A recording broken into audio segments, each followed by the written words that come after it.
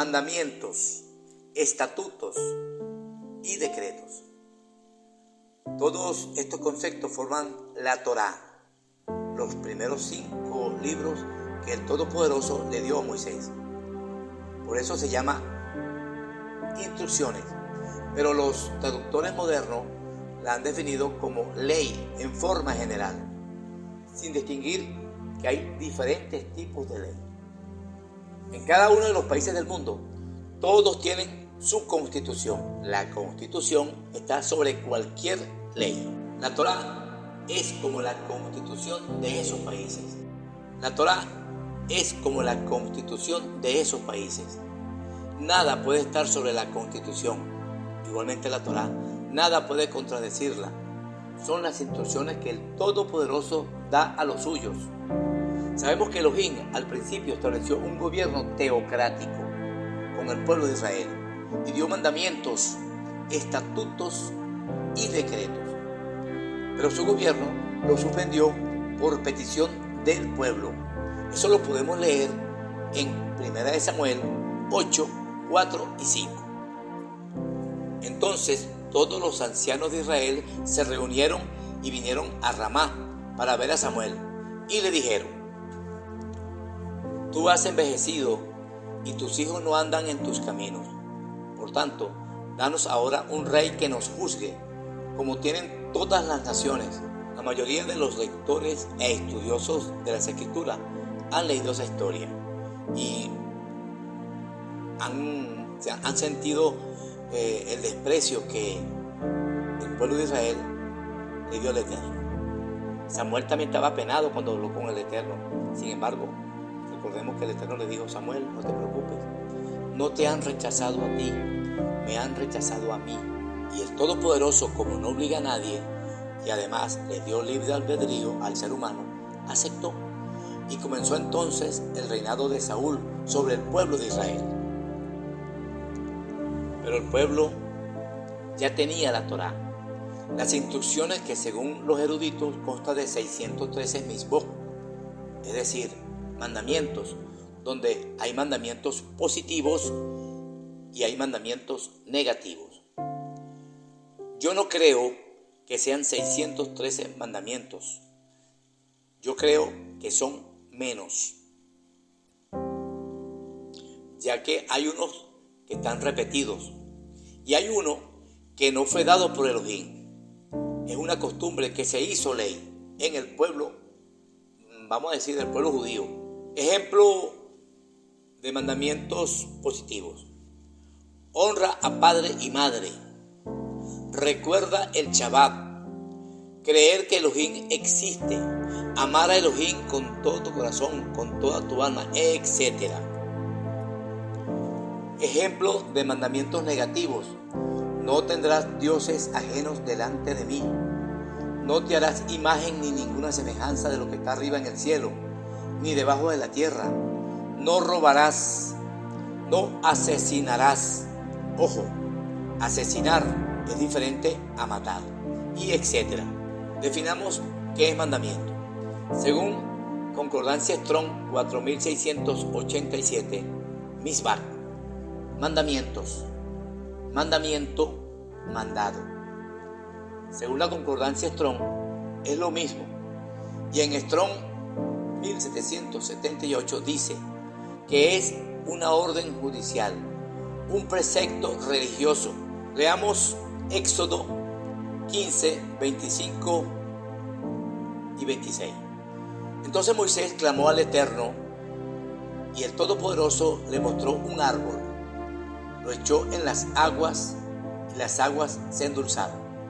Allí les dio estatutos y ordenanzas. Allí lo probó. Les dijo: si escuchas atentamente la voz del Eterno, tu Eloa, y haces lo recto delante de sus ojos, das oído a sus mandamientos y guarda todos sus estatutos, ninguna enfermedad de lo que envié sobre los egipcios traeré sobre ti, porque yo soy el Eterno, tu sanador. Definición de estatutos. Según Strong 2708, define estatuto y ordenanza como algo prescrito, pues se lo pones como sinónimo. Dice que debe estar puesto en acto. Este precepto me recuerda a los estatutos que tienen las empresas comerciales en sus actas constitutivas, donde detallan los deberes del presidente y del vicepresidente, y lo que deben hacer y lo que no deben hacer, cuándo presentar los estados financieros, las fechas, etcétera, etcétera. También los estatutos se pueden comparar a los reglamentos de las leyes. Vamos a hablar de las leyes orgánicas, donde los reglamentos aclaran mejor el significado de esas leyes. Entonces, los estatutos se puede decir, la descripción de los mandamientos. También se puede decir que es la explicación de cómo obedecerlos. Leamos Éxodo 28 al 12. Dice: acuérdate del Shabbat para santificarlo. Ese es el mandamiento. Luego sigue diciendo: 6 días trabajarás y harás toda tu obra, pero el séptimo día es de reposo para el Eterno, tu Elohim. No hagas en él obra alguna, tú, ni tu criada, ni tu hija, ni tu siervo, ni tu bestia, ni tu extranjero que está dentro de tus puertas. Porque en 6 días hizo el Eterno los cielos y la tierra, el mar y todas las cosas que en ellos hay, y reposó en el séptimo día. Por tanto, el Eterno bendijo el Shabbat y lo santificó.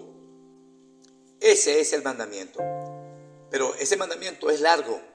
¿Por qué? Porque tiene estatutos, ya que nos está diciendo parte de lo que se debe hacer y cómo hacerlo, pero no lo dice todo. Y tal como dice el concepto de Strong, está dando una orden bastante específica, pero todavía quedan preguntas. Por ejemplo, ¿cómo se santifica? ¿Qué obras puedo hacer y cuáles no debo hacer? Bueno, para eso son los estatutos. En Éxodo 20:10 dice: pero el séptimo día es Shabbat para el Eterno, tu Eloah.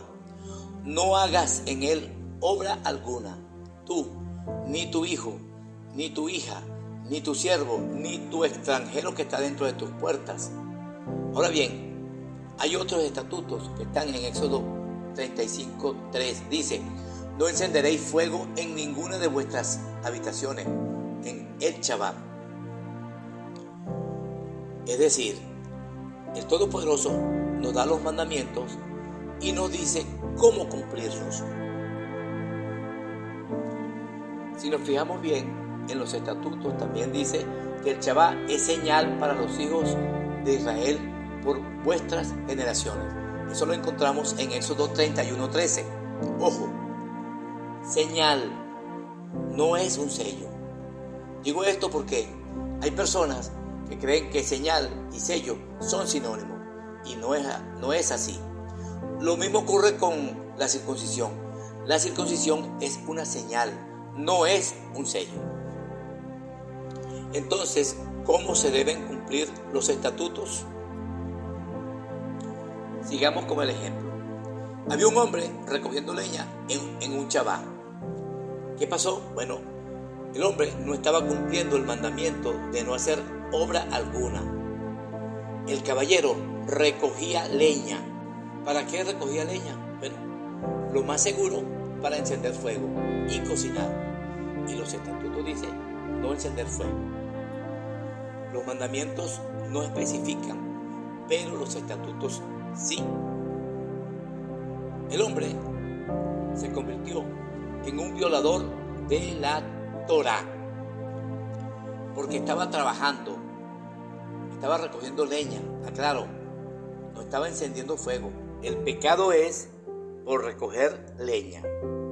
Este caso lo podemos ver en el libro de Números 15:32, donde dice lo siguiente: cuando los hijos de Israel estaban en el desierto, hallaron a un hombre que recogía leña en Shabbat. Los que lo hallaron recogiendo leña lo llevaron ante Moisés, Aarón y toda la congregación, es decir, lo llevaron a la Keilah, o como dice el cristianismo, lo llevaron a la iglesia. Lo pusieron en la cárcel porque no estaba determinado qué se le había de hacer. Es decir, no estaba claro qué hacer en ese caso. Entonces el Eterno dijo a Moisés: irremisiblemente ese hombre debe morir. Apedréenlo toda la congregación, es decir, la Keilah, toda la iglesia. Hoy cualquiera puede decir que ya no se apedrea a nadie por violar el Shabbat ni ningún mandamiento. Es cierto, porque no estamos en un gobierno teocrático y la constitución de los países no contempla eso. Entonces, hoy en día no se apedrea a nadie, pero el pecado tiene sus consecuencias con el juez que va a juzgar en el día del juicio.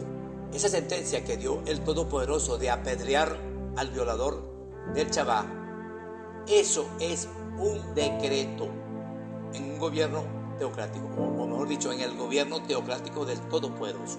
En otras palabras, la sentencia que da el juez es el decreto o la maldición por violar el mandato. El decreto por violar la Torá.